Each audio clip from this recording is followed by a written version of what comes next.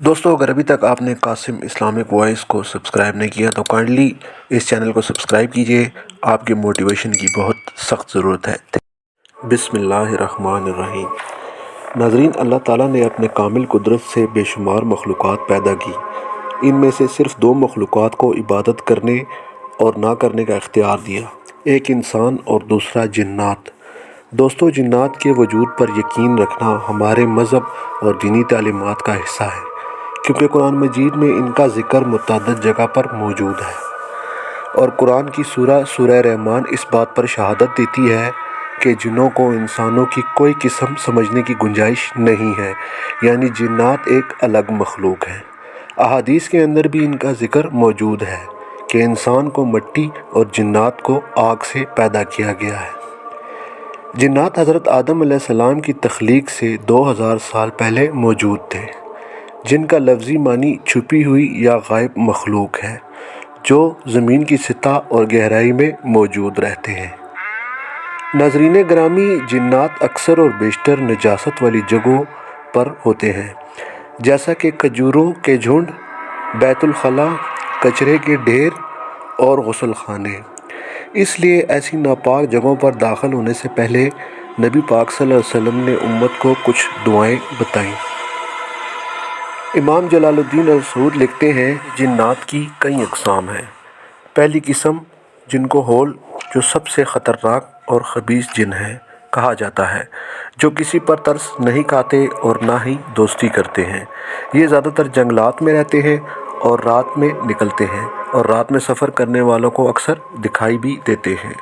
दूसरी किस्म के जिन्नात को सलाता कहा जाता है।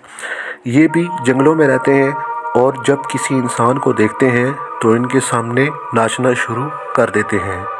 इनकी तीसरी किस्म, जो कि गद्दार कहा जाता है, जो मिस्र के अतराफ़ और यमन में पाए जाते हैं।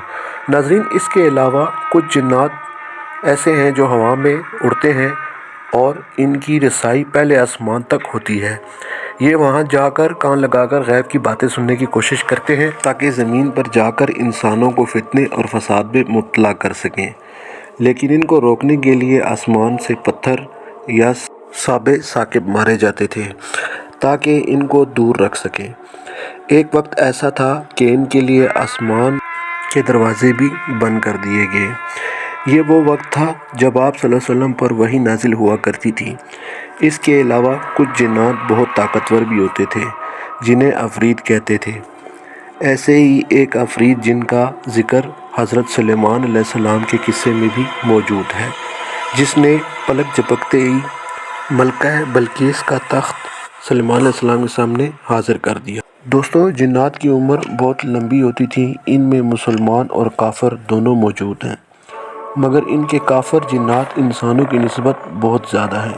शर जिन्नों को शैतान कहते हैं और इनका सबसे बड़ा सरदार इब्लीस है, जो कि सबसे पहले जिन, जिसका नाम आरिस था, इसके पोते का बेटा था। इब्लीस ने गरूर में आकर हज़रत आदम अलैहिस्सलाम को सजदा करने से इनकार कर दिया और हुक्म खुदावंदी की नाफरमानी की, जिसकी वजह से इसे बारगाह इलाही से ज़लील करके निकाल दिया गया। हैरान कुन बात यह है कि जहाँ इंसान जिन्नात से डरते हैं, वहीं जिन्नात इंसानों से भी डरते हैं। जब भी वो इंसानों के सामने आते हैं, इनको डराने की कोशिश करते हैं, लेकिन जो इंसान इनके सामने डर जाता है तो ये ख़ुद ही वहाँ से भाग जाते हैं।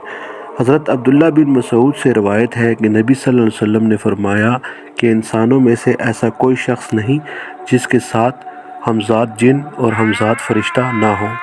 लोगों ने अर्ज़ किया कि ए अल्लाह के रसूल, क्या आपके साथ भी है?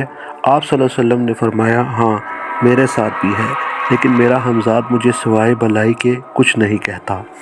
अल्लाह ताला हमें हर किस्म के फितने और फसाद से बचाए और हमें अमल करने की तौफीक दे। दोस्तों, वीडियो को लाइक कर देना और चैनल को सब्सक्राइब कर देना। अपना ख्याल रखिएगा। मिलते हैं नेक्स्ट वीडियो में। तब तक के लिए अल्लाह हाफिज़।